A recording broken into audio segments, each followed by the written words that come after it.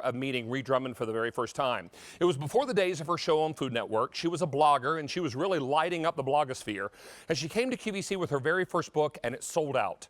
Then other appearances followed with more sellouts. She and I became wonderful friends. She wrote the foreword to my second cookbook. And just when I'm wondering what Ree is up to out of the clear blue, she'll drop me an email just to say, "You've been on my mind," which she did last year, just before Christmas time. So it's a great pleasure to have her back. And I know many of you are as excited as I am because already 5,500 books are gone, and our phone lines just blew up. So please join me in welcoming back the lovely and enchanting and unbelievably talented Ree Drummond, the Pioneer Woman. Welcome back. Nice to see you again. David, you almost made me cry.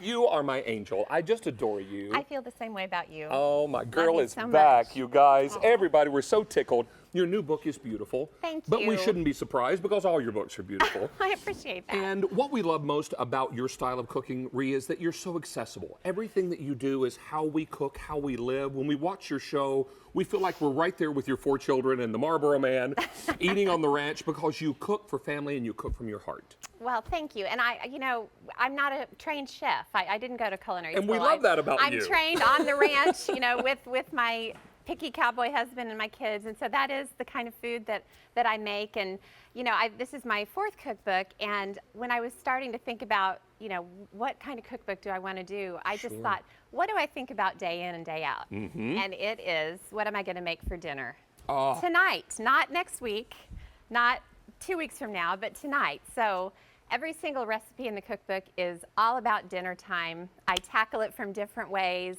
comfort food classics, 16-minute meals, which I have a lot of fun with on my website. Well, and you're also going to love this. Look at all the colors from the pages. Ree writes a book and lays out a book that just comes to life with color and food. Every single one of the recipes has step-by-step photos that this pretty lady took with her camera that's covered with, I understand, butter and cookie dough. It is a mess. And everything else. It's but sticky. Before we eat, I just want to show a little bit of the inside of the book because how many books are gone now?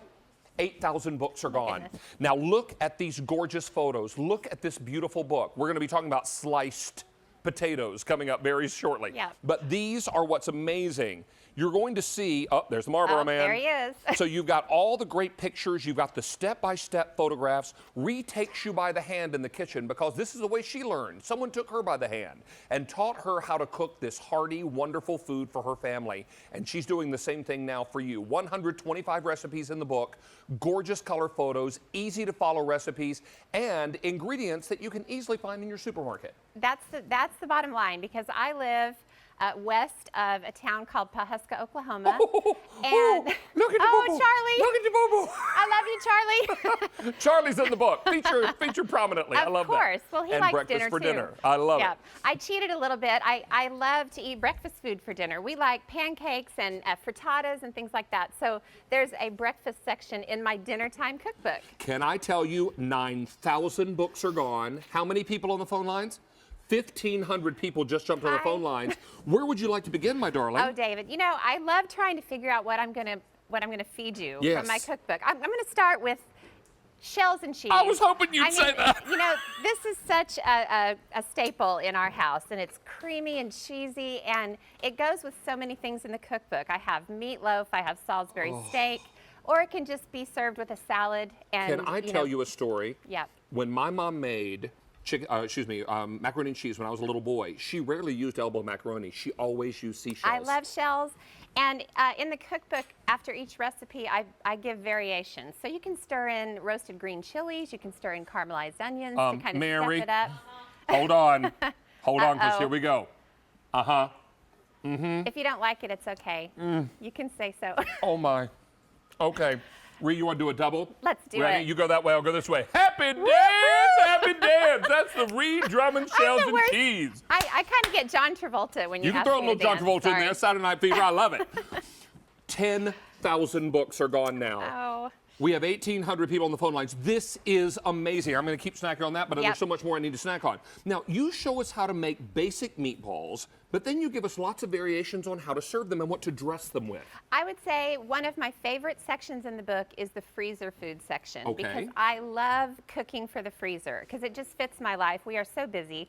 So I have a basic freezer meatball recipe. I make 125 of them at a time. Bless your heart. Bag them up into groups of, 20-ish. And then I have different sauces. This is sweet and sour meatballs. There's You've got also a barbecue, I think. barbecue meatballs. There's Swedish meatballs. You can just throw it into an easy marinara sauce. This Mexican tortilla casserole is another freezer casserole. And I love this because Ree is a busy working mom. She understands what it means to try to get good food on the table in record time. So she gives you lots of make-aheads in the book.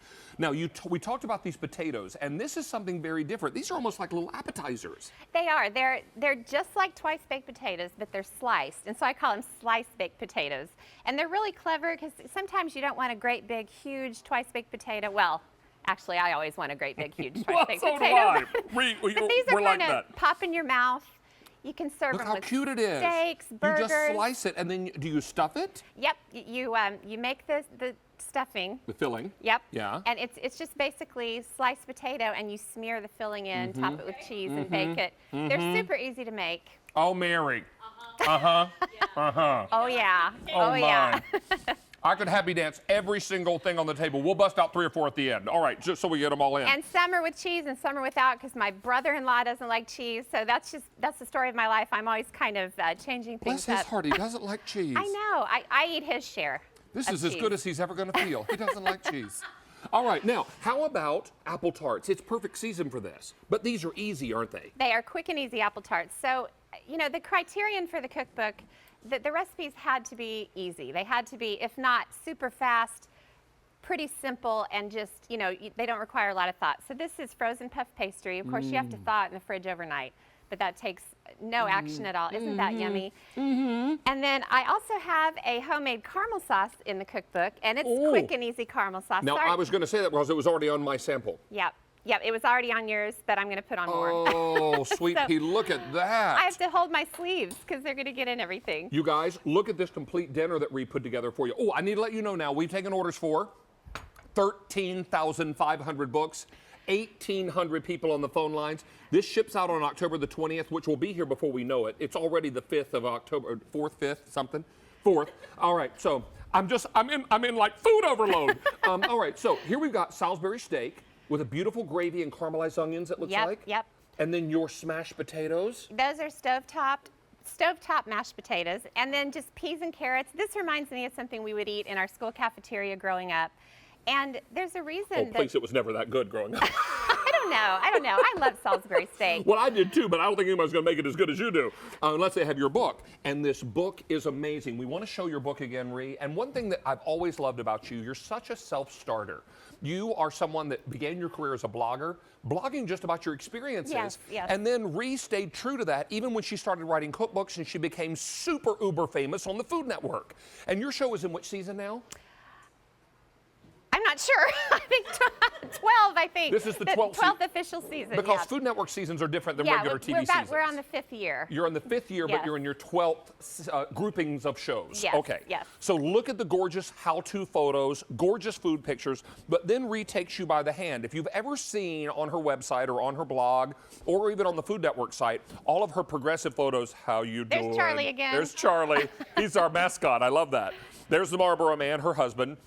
Beautiful how-to pictures. This is orange chicken. There are so many yummy, great things. Your kids are pictured in the book as well. Pan-fried pork chops. Those are my please. husband's favorite. I'm petty in his hands if he makes that, or he's petty in my hands.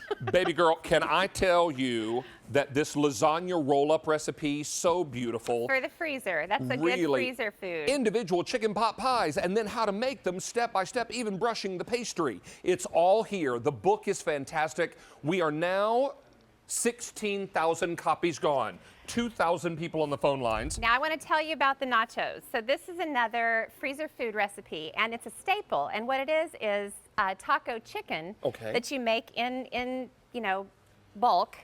Freeze individual portions. And then you use some for nachos. You can use it for nachos. You can use it for quesadillas. You can turn it into tortilla soup. Or tacos. I mean, there's Would you no use it limit. in this casserole as well? You certainly could. You could. Yeah, absolutely. So, really, and Tex-Mex is heavily, your family is heavily influenced by Tex-Mex cuisine. We love the Tex-Mex, definitely. Yes. Yep. So let's talk about that a little bit. Talk to us about this. This is a tortilla casserole? It is, and it's very adaptable. You can use flour tortillas, corn tortillas, a mix of corn and flour, which I love because they hold up well and they have a lot of flavor. You can do fresh beans, you can do canned beans, Is beef, there chicken in there? There's chicken, yeah, Chicken. diced chicken. And you could certainly use the freezer chicken. That's a real comfort. How big a bite did I planned? Here, I'll just sit here and talk until you get finished, David. Because now I've got time to say, happy dance, happy dance. That's a Tex-Mex happy dance. I'm just going to watch you dance. Now, Ree Drummond, are you also making us cheddar biscuits? Yes. So I have a whole soups section. The sections in the book are the categories of recipe that I make all the time. So there's a whole section of soups. Oh, and to go with them, these it's cheese heaven. biscuits. Yeah, it is. I just want to climb into one of those biscuits. I want to climb in there and go to sleep and then wake up hungry. I do. And then just eat everything.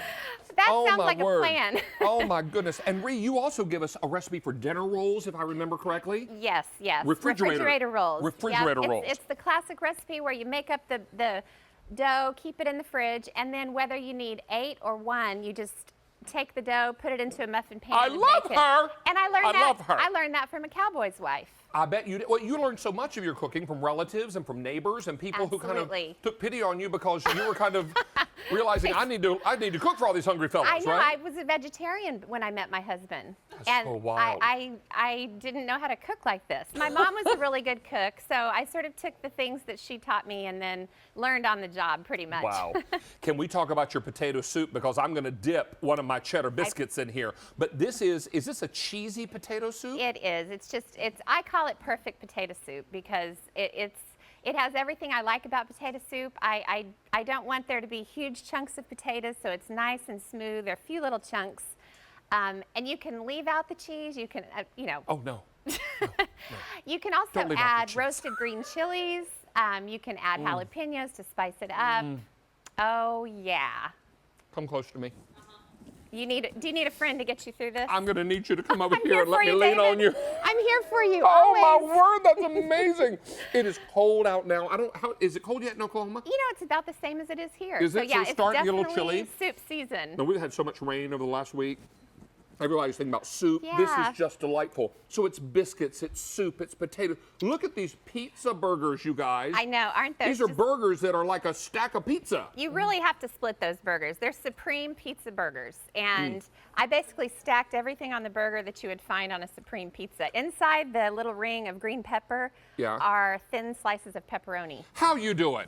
All right. Can I also tell you that we've now taken orders for over 20,000 of your cookbooks? Well, I know this is going to be a very usable cookbook. I mean, it's really going to be something that you reach for day after day. And that was my goal. My last cookbook was about holidays. Yes. And it was very specialty, geared for each holiday. And this cookbook, I really wanted it to be something talking. I'll just cover it for you here, David. Yeah, while I have some mac and cheese. I really wanted it to be something that you could just grab and It's find perfect. something. I love it. I just love it. And I love these cookies as well. Now, what's interesting about these cookies, you make this dough ahead of time and you Yes. form it into a roll. So this becomes your own version of slice and bake, doesn't it? Exactly, and there's another freezer recipe for you. So I actually learned this from my husband's wonderful grandmother, Edna May.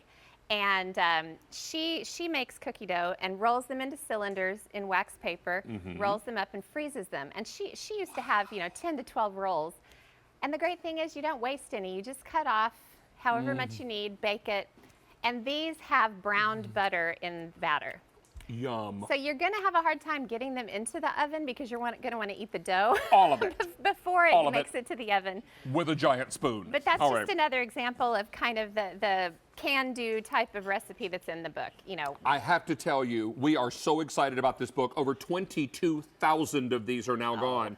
And I will tell you also that we've got, how many customers on the phone lines? 2,000 people on the phone lines. Can I show the inside of the book just one more quick time?